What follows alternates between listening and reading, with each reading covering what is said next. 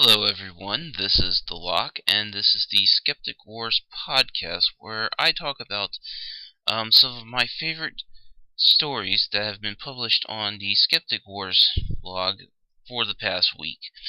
So, let's just go ahead and get started with this. Alright, private investigator recovered over $2 million for psychic fraud victims. Now, this is a story about a private investigator who basically goes around and who has been helping recover some money for victims of fraud, particularly from psychics. And well, not much to say about it. I mean, I just like the story, the fact that there are people are wising up some, and that people are going out and basically hiring people to go out and take on these psychic frauds, which is, of course, well, all psychics are frauds, but yeah, I just really like this story, and it's been reposted around the internet a few times, but really you should give it a read yourself. All right, next one. No, we did not find the Loch Ness Monster with Apple Maps. This is story concerning a picture taken from Loch Ness, the place of the famous Loch Ness Monster, and it was from Apple Maps, and it allegedly showed what looked like the Loch Ness Monster, but what it turns out to be is just a boat, and the formation of what looks like the monster, the head and everything, it's just the boat's wake. So this alleged picture showing Nessie, showing the Loch Ness Monster, it's not the Loch Ness Monster, it's just the boat. Alright, next one. New Medicare data reveal startling $496 million wasted on chiropractors. And apparently, people who are on Medicare have spent nearly $500 million on chiropractors, and chiropractic care, it's just a waste of money. It's a waste of time. It's a waste of money. Chiropractic care, it rarely does any good. I mean, sometimes it can do a little bit of good, but most of the time it doesn't do anything. It can actually hurt you. And so, well, basically, Medicare really needs to reform, at least on that. I mean, this isn't like a small amount of money. This is a large amount of money. This is almost $500 million, and pretty much, I feel that our legislators should do something about this, and basically put in law that says, hey, you know what? You can only use proven medical techniques. You can't use medical techniques that either have not been proven or medical techniques that have been disproven, like chiropractic care. Alright, next one. Draining reservoir after urination incident shows tenuous grasp of science. Now, Portland, Oregon recently flushed 38 million gallons of water from its reservoir, one of its reservoirs at least, because someone allegedly peed in it, and actually the person who allegedly peed in it this person claims he didn't actually pee in it, but even if he did pee in it, so what? I mean, that's 38 million gallons of water contained with, oh, I don't know, a few ounces of urine? I mean, this reservoir, it probably constantly gets animal urine and animal feces and dead animals in it all the time, and they don't do anything about it. But a human pees in it, they gotta flush it out. It's like, I mean, it's absolutely, positively ridiculous. I mean, there is absolutely no reason for Portland to basically go and waste 38 million gallons of perfectly good water just because one human peed in it. But, you know, if a bunch of animals pee in it and poop in it and die in it, who cares? I mean, it's absolutely, totally ridiculous. Next one. This was occurring on over over Easter. Well, here's the headline: White supremacist sabotage kids' Easter eggs with racist messages. Apparently,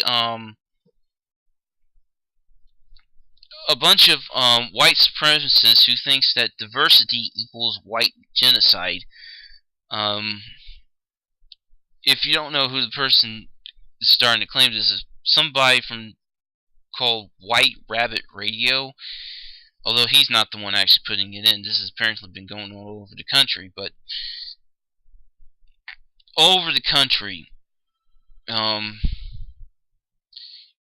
people have been, during the Easter Sunday, people were putting in racist messages claiming that diversity equaled white genocide, which, by the way, is a completely BS claim, and that they were putting them Easter eggs and putting them in people's yards for when kids have an Easter egg hunt. They find these Easter eggs and they open them up and they read them and they don't understand what the heck it is, and they take them to the parents, and, well, basically it's just a disgusting form of propaganda. They're literally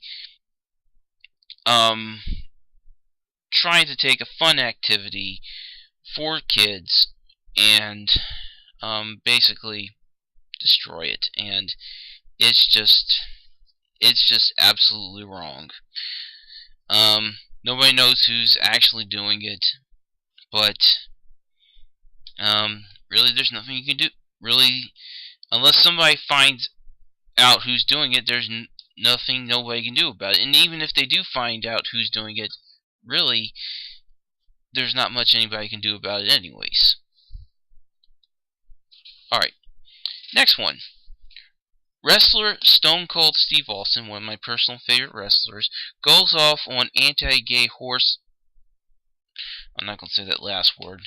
I want to keep this PG. Basically,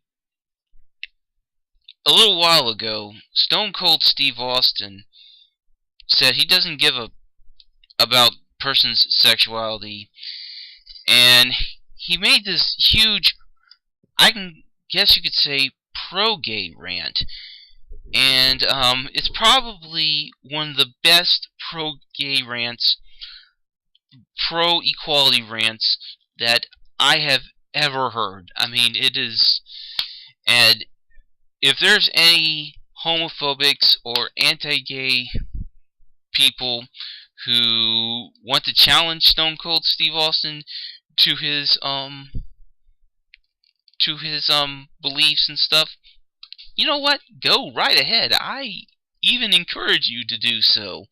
No, not really. I mean, I'm pretty sure what would probably happen is that Stone Cold would probably give you a stunner and you'd be hurt. But seriously, you have literally one of the toughest guys there are basically backing up gay marriage.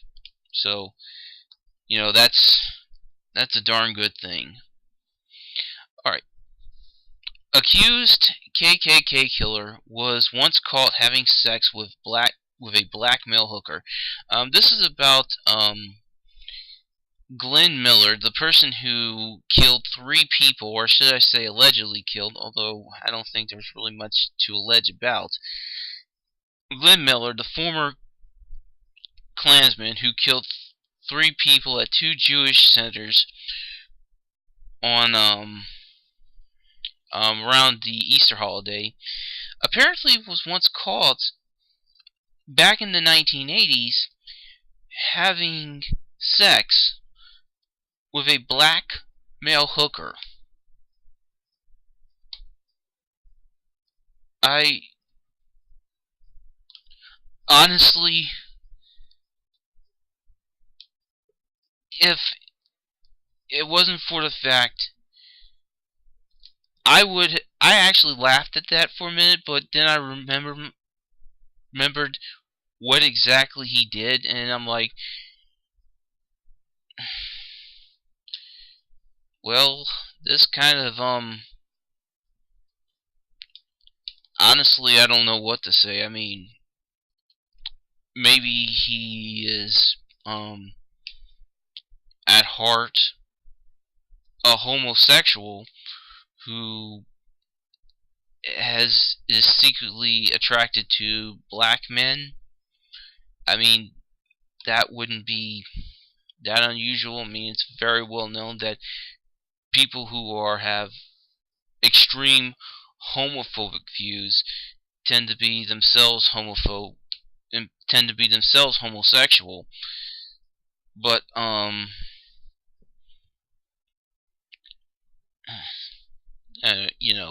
here we have a racist who killed 3 people, and and as it turns out, he's attracted to black men. Honestly, I don't know what to say. Alright, finally, the verse vaccine proposal abandoned in Colorado.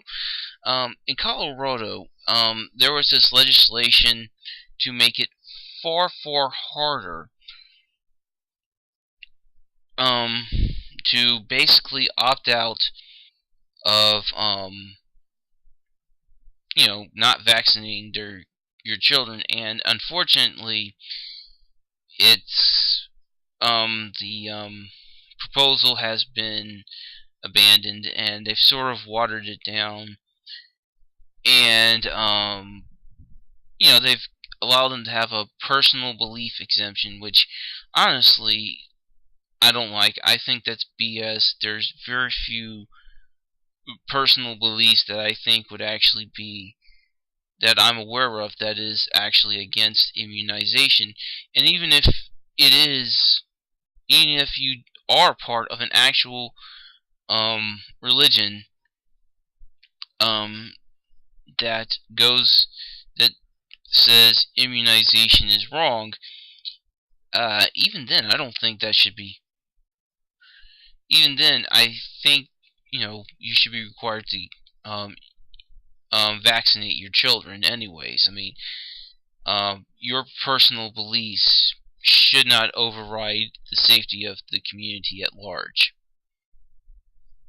But basically, Colorado is allowing you to sign a personal belief exemption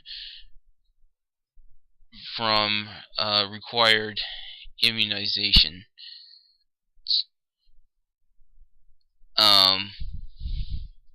But you know what? It sucks. Alright, so that's it for the Skeptic Wars podcast. I hope you've enjoyed listening to it, and I'm hoping you tune in next week. So until then, this is Locke saying, see ya.